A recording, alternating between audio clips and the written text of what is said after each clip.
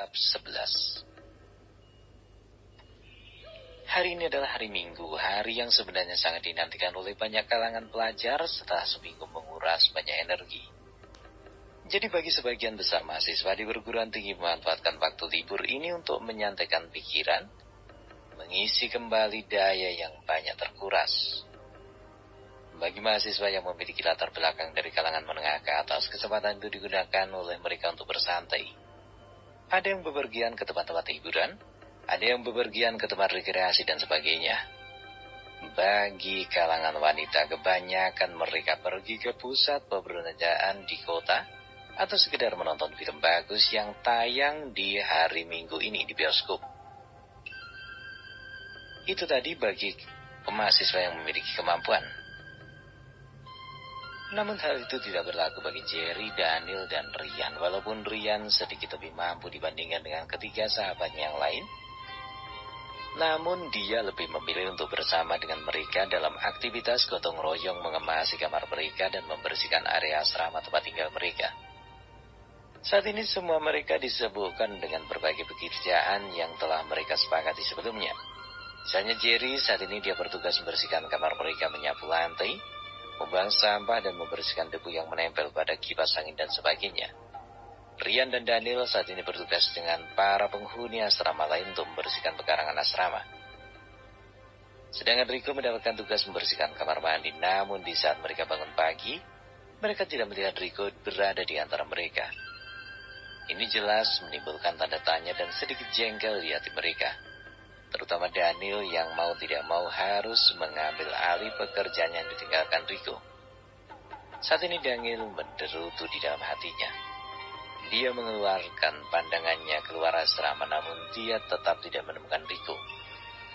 Dia kembali pada teman-temannya sambil bersungut-sungut. Rico ini benar-benar sialan. Kemana dia pergi? Apa tidak ada dari kalian yang tahu kemana dia pergi? Ryan dan Jerry sama-sama menggelengkan kepala. Daniel mengetakkan kaki dengan kesal. Rico ini apa mungkin dia sengaja kabur setelah kemarin mengetahui bahwa dia hari ini mendapatkan bagian membersihkan kamar mandi? Daniel bertanya dengan ekspresi jengkel. Ryan mengangkat bahunya. Entahlah.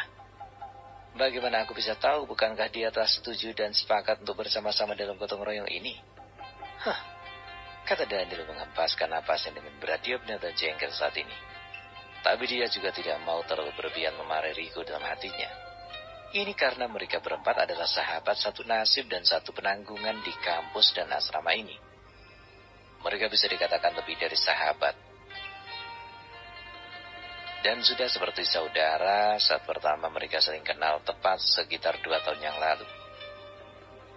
Jadi sambil menekan rasa jengkel di hatinya, dia pun menghempaskan patahnya di kursi dan memandang dengan penuh rasa tanda tanya ke arah kedua sahabatnya. Dia merasa bahwa ada yang tidak beres dengan Rico, jadi dia hanya memandang ke arah Jerry untuk minta pendapat. Karena dia tahu bahwa Jerry ada bersama Rico sepanjang hari kemarin. Menyadari bahwa Daniel sedang menatapnya, maka Jerry pun mencoba mengingat-ingat kebersamaan dengan Rico kemarin. Aku kemarin memang bersama dengan Rico sepanjang hari. Kami hanya berpisah setelah dia dan Rina memasuki ruang perpustakaan. Lalu aku memilih untuk duduk di taman. Tapi setauku, tidak ada hal yang tidak biasa terjadi dengannya. Jerry mencoba mengingat-ingat kembali saat dia berada di samping Rico hingga sampailah pada waktu tadi malam. Ketika Rico menerima panggilan telepon, dia tidak tahu pasti siapa yang menelpon Rico. Karena ketika mendapatkan panggilan itu, Rico lalu keluar kamar untuk berbicara dengan si pemanggil, dan itu membuat Jerry tidak bisa menebak apa yang mereka bicarakan. Tapi setelah Rico mengakhiri pembicaraan di telepon, dia menemukan ada perubahan di wajah Rico. Lalu dia pun mulai menceritakan apa yang dia lihat tadi malam kepada Daniel dan Ryan. Ryan dan Daniel segera membuat kesimpulan bahwa telah terjadi sesuatu pada Rico, tapi dia tidak bisa menebak secara spesifik tentang masalah yang sedang dihadapi oleh Rico saat ini. Ryan kemudian membuka mulut dan berkata dengan sedikit mengerutkan kening. Menurut apa yang Jerry katakan, saat ini aku menebak bahwa Rico kemungkinan sedang dalam masalah. Jika benar apa yang dikatakan Jerry bahwa sepanjang bersama dengan Rico kemarin bahwa Rico tidak mengalami perubahan apapun, maka aku menduga masalah ini ada hubungannya dengan panggilan telepon itu. Yang jadi tanda tanya dalam hatiku adalah siapa yang menelpon itu. Kini gantian Jerry dan Daniel yang saling bertukar pandang. Daniel hanya mengangkat bahunya sebagai tanda bahwa dia tidak tahu menahu masalah yang dihadapi Rico. Sebaliknya Jerry saat ini memijit-mijit dagunya untuk mencari jawaban atas pertanyaan itu. Tidak lama kemudian Jerry membuka suara. Melihat raut wajah Rico yang mengalami perubahan secara mendadak setelah menerima panggilan telepon tersebut dan menemukan bahwa Rico tak pergi pagi-pagi sekali dari asrama, aku menduga bahwa ini adalah masalah keluarga. Jerry mencoba menebak apa yang menjadi pertanyaan di hati mereka. Mendengar kata-kata Jerry barusan membuat Ryan memasang ekspresi serius di wajahnya. Dia sedikit membungkuk agar lebih dekat ke arah kedua sahabatnya itu lalu berkata dengan tanda tanya. Jika yang dikatakan Jerry benar, maka aku khawatir salah satu anggota keluarga Rico ada yang sakit atau setidaknya mendapatkan kesulitan. Mendengar itu Daniel sedikit merasa bersalah di hatinya. Bagaimana tidak? Dia tadi sangat jengkel kepada Rico, mengutuknya dan mengatakan bahwa Rico sengaja lari dari tugas gotong royong yang diadakan minggu ini. Dengan ekspresi penyesalan, dia pun berkata, "Aku minta maaf pada Rico. Aku sebagai sahabat tidak seharusnya berkata kasar begini tanpa memikirkan hal-hal buruk. Aku juga seharusnya tidak terlalu perhitungan dengan sahabatku sendiri." Daniel berkata dengan penuh penyesalan. Jadi bangkit dari duduknya mendekati Daniel dan menepuk bahunya. "Sudahlah, nanti kalau Rico sudah kembali kamu bisa minta maaf padanya.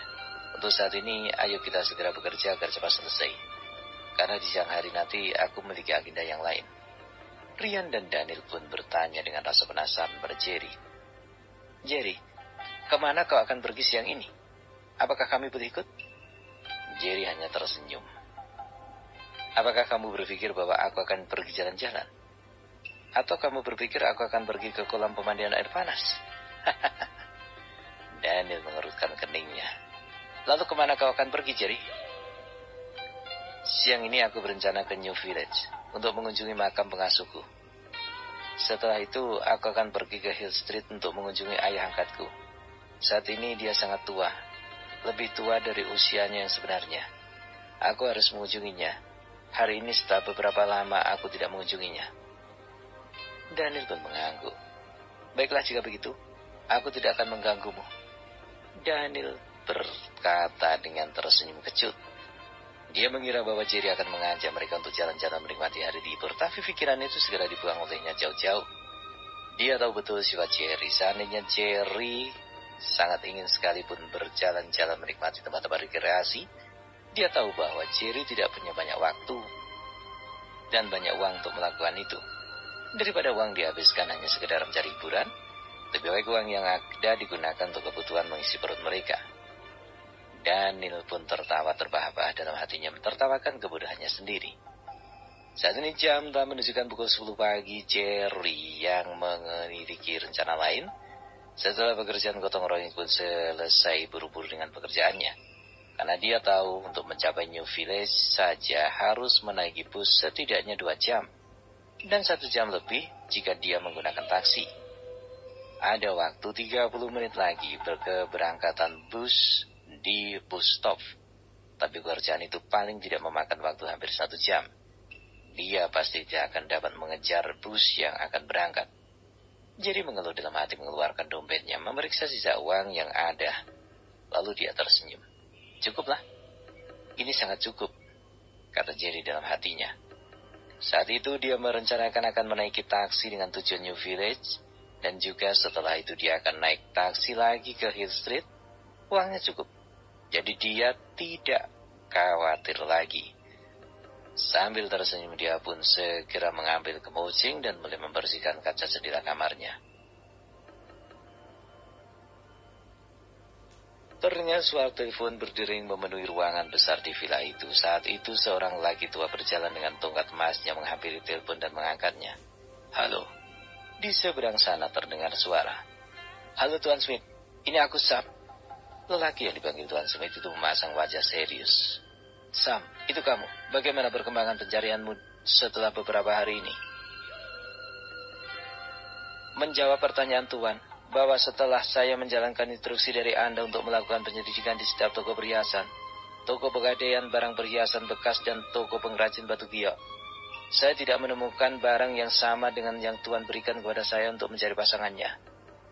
Saya telah mencari selama beberapa hari ini dan semua toko yang berada di Star Hill, Hill Street, dan Lotus Road, semuanya tidak memiliki pasangan liontin giok yang ada pada saya saat ini, baik itu bentuk maupun jenis batunya. Jadi setelah saya melakukan pencarian beberapa hari belakangan ini, saya sampai pada kesimpulan bahwa pasangan kalung giok ini saat ini masih berada di tangan pemiliknya dan kemungkinan besar tidak dijual seperti apa yang Tuan khawatirkan. Tuan Smith menganggukkan kepalanya. Sam, pastikan posisimu dan tunggu berita dari Ronald. Segera hubungi aku kembali jika menemukan petunjuk. Tetaplah berhubungan dengan Ronald dan segera ambil tindakan cepat begitu menerima kabar. Karena aku menduga bahwa keluarga besarku, yaitu keluarga William, juga sedang melakukan pencarian. Di seberang telepon terdengar jawaban. Saya mengerti, Tuan, dan akan segera melaksanakan perintah dengan segera. Setelah itu telepon ditutup, Tuan Smith kembali ke sofa untuk duduk. Saat ini dia sedang berpikir tentang pencarian terhadap cucunya. Ini seperti mencari jarum yang jatuh di padang pasir.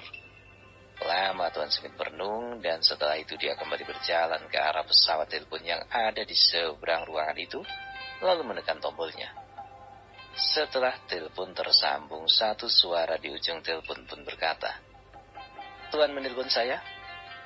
Saya Ronald, siap menjalankan perintah." Setelah selesai berkata, Tuan Smith pun lalu membuka suaranya. "Ronald, bagaimana dengan kamu? Apakah Anda telah berhasil menemukan petunjuk tentang keberadaan keluarga Yosef?" "Kami telah melakukan pencarian di New Village, namun belum menemukan petunjuk yang benar-benar relevan. Namun ini baru tahap awal untuk mengatakan bahwa kami belum berhasil. Ada beberapa di antara kami yang kami tanyai mengatakan bahwa mereka pernah mengenal sesosok orang bernama Yosef yang pindah dari kampung ini. Namun karena sudah terlalu lama mereka tidak dapat mengingat dengan jelas keberadaan keluarga itu secara pastinya. Namun menurut saya ini adalah satu kemajuan. Setidaknya kita masih memiliki harapan untuk menemukan di mana keluarga Yosef ketika itu menetap." Mendengar kata-kata dari Ronald, Tuan Smith sedikit memancarkan harapan dari sorot matanya. Kemudian dia pun membuka suara. "Lanjutkan pencarianmu. Bila perlu jangan sungkan untuk menggunakan uang. Atur orang-orangmu menjadi kelompok-kelompok kecil agar tidak menimbulkan ketakutan dan salah paham di antara penduduk." "Saya mengerti, Tuan." "Tuan, saat ini kami akan segera berangkat. Jika tidak ada lagi perintah tambahan, maka saya akan menutup telepon." "Baiklah, lakukan dengan rapi. Jangan memaksa penduduk untuk memberikan penjelasan. Bersikaplah dengan ramah agar mereka dengan senang hati memberikan informasi yang mereka ketahui." "Baik, Tuan." Ronald mengerti. Setelah itu dia pun menutup telepon. Tuan Smith tidak langsung beranjak dari pesawat teleponnya. Dia kembali mendial nomor. Dan setelah beberapa saat menunggu, telepon pun tersambung dan satu suara berkata di seberang telepon, "Tuan, Betty di sini siap menerima perintah." Tuan Smith bergumam tidak jelas. "Betty, apa kesibukanmu hari ini?" "Tuan, seperti biasa saya saat ini sedang melakukan tinjauan langsung ke tempat proyek real estate yang telah kita menangkan beberapa waktu yang lalu. Saat ini saya tengah mengatur segala persiapan mengenai tender terbuka bagi para kontraktor lokal untuk mengambil bagian dari proyek besar ini." Tuan Smith mendengarkan dengan penuh perhatian. "Baiklah, Barry. Kau bisa langsung dengan aktivitasmu. Namun jika Anda menerima laporan dari Sam dan Ronald, segera hentikan pekerjaanmu dan segera menghubungiku di nomor pribadi jika kontak umumnya tidak terjawab." "Barry mengerti, Tuan, dan akan melaksanakan perintah Tuan dengan segera," kata Barry di ujung telepon. Tuan Smith pun meletakkan genggaman telepon dan segera duduk melangkah kembali ke sofanya dan segera duduk untuk menunggu informasi lebih lanjut dari bawahan yang ditugaskan dalam misi pencarian cucunya yang telah lama hilang.